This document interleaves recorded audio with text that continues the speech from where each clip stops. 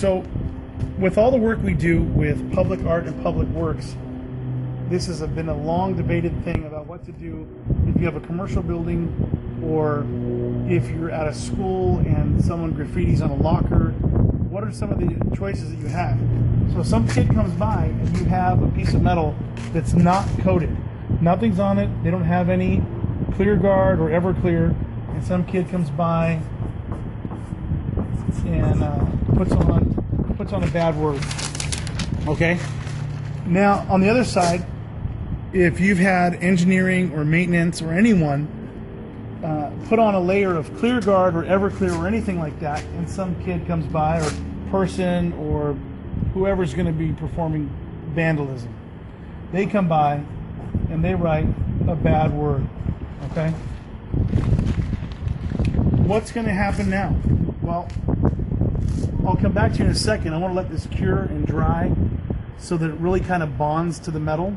We'll come back in a while and we'll try to remove it and see what happens. First of all, the graffiti remover works great. There's nothing quite like it, but there's something that happens here. I'll show you. So here we go. Almost instantly, okay? I love that. Wonderful. So that was totally dry on there, and it took it right off. Let's take a peek at the other side, and then let's compare. Okay. So again, using graffiti remover, probably the best stuff we use over at Public Works and at the schools and things like that. So let's go ahead and take this off. Okay. Okay. Again, perfect. Perfect.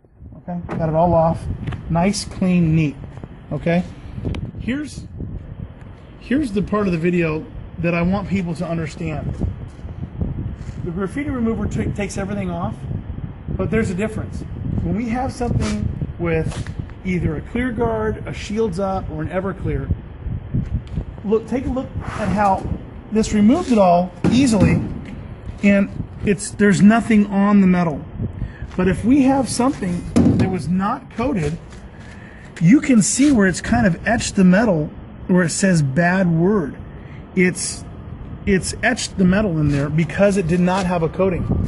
So if you're in a school and someone did something and you're engineering or janitorial, you take it off, that's great, but now you really have something in there that someone can still see.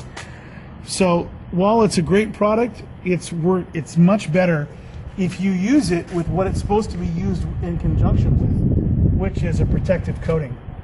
So this is just one example on galvanized steel, but this applies to aluminum, many different metals and media.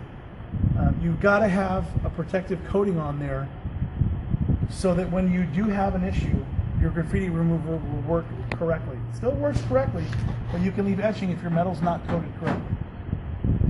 There you go.